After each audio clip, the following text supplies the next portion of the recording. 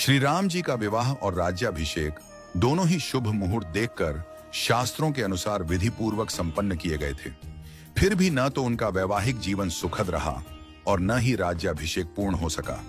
विवाह के तुरंत बाद उन्हें वनवास मिला और राज्याभिषेक के दिन ही उन्हें राजमहल की जगह वन की ओर प्रस्थान करना पड़ा। यह सब विधि का विधान था। जब इस दुखद परिस्थिति का कारण पूछा गया तो महर्षि वशिष्ठ जी ने कहा, सुनहु भरत, भावी प्रबल बिलखी कहे मुनिनाथ, हानि लाभ जीवन मरण यश अपयश विधि हाथ।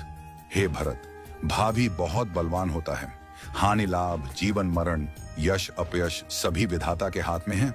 मनुष्य चाहकर भी भाग्य को नहीं बदल सकता। श्री राम जो धर्म के मूर्तिमान स्वरूप हैं, जिनके जीवन का प्रत्येक क्षण मर्यादा और सत्य की मिसाल है, वे भी अपने भाग्य को नहीं टाल सके।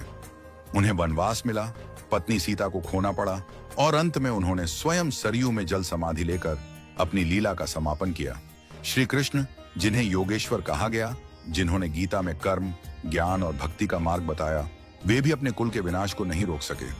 उनके यादव वंश में आपसी कलह से एक दूसरे का संहार हुआ।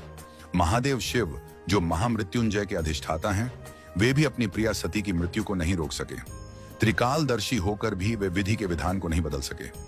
रामकृष्ण परमहंस जिन्हें दिव्य सिद्धियां प्राप्त थीं और जिन्होंने हजारों लोगों को ईश्वर का मार्ग दिखाया, वे भी कैंसर जैसी बीमारी को नहीं रोक सके।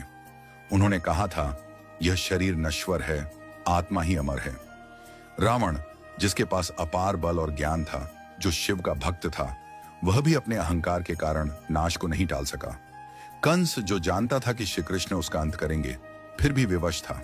इन सभी घटनाओं से यही सिद्ध होता है कि मनुष्य अपने जन्म के साथ ही जीवन और मरण, यश और अपयश, लाभ और हानि, स्वास्थ्य और रोग, शरीर का स्वरूप, परिवार, समाज, देश और स्थान, इन सब का निर्धारण करके आता है।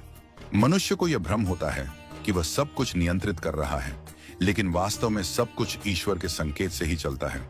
इसीलिए साधक को चाहिए कि वह मन, वचन और कर्म से सहज, सरल और सदाचारी बना रहे, सदैव प्रभु का स्मरण करता रहे और अपने कर्तव्यों को श्रद्धा और निष्ठा से निभाए। मुहूर्त न जन्म के लिए तय होता है, न मृत्यु के लिए। जब जन्म और मृत्यु ही निश्चित नहीं होते, तो बाकी सब कुछ क्षणिक और अस्थायी है।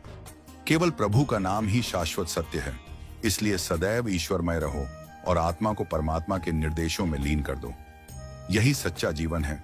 नियति को स्वीकार करना और प्रभु में समर्पित रहना। हमेशा अपना कर्म करो और बाकी सब कुछ प्रभु के ऊपर छोड़ दो। वही सब करने वाले हैं। हम और आप तो बस कठपुतली हैं जो प्रभु की इच्छा से चल रहे हैं। तो जैसा प्रभु को चलाना है वैसे ही चलते रहो और जैसा प्रभु को करना उसको होने दो।